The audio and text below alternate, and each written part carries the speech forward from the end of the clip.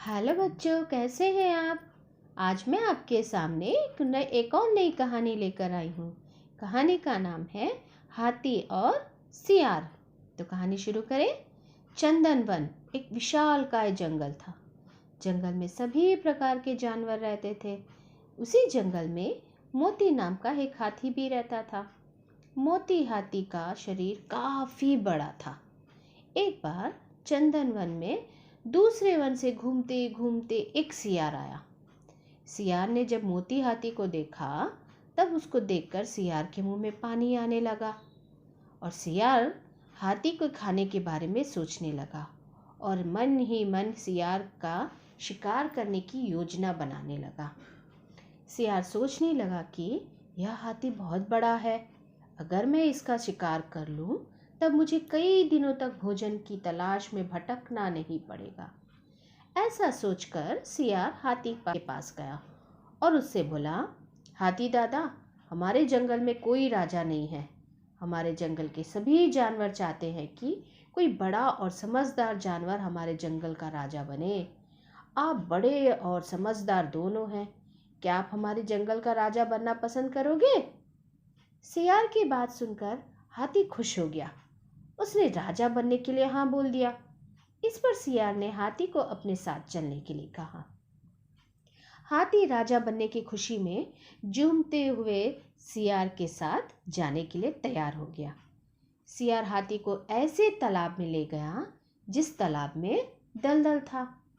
हाथी राजा बनने की खुशी में इतना मस्त था कि वह बिना कुछ सोचे समझे उस तालाब में उतर गया और नहाने लगा।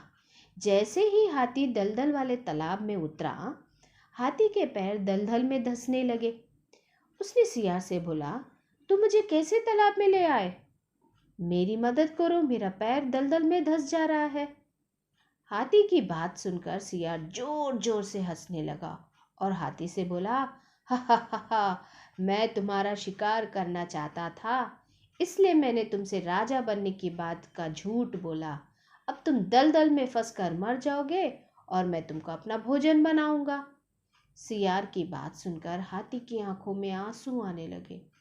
उसने बाहर निकलने की बहुत कोशिश की, बहुत बार सियार से बाहर निकालने की विनती भी की, लेकिन सियार ने उसकी कोई मदद नहीं की और हाथी कुछ देर के प्रयत्न के बाद मर गया।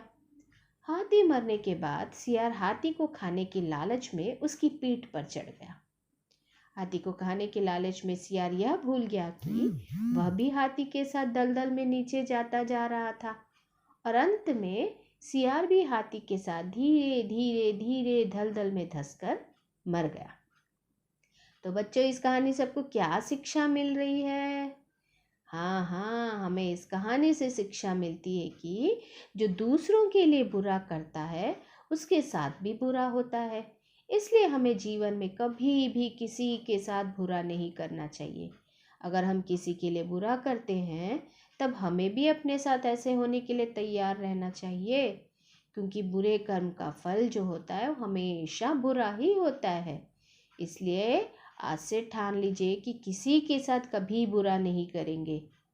आपको हमारी ये कहानी कैसे लगी ज़रूर बताइएगा, कमेंट करिएगा, लाइक करिए और शेयर ज़रूर करिएगा। Thank you.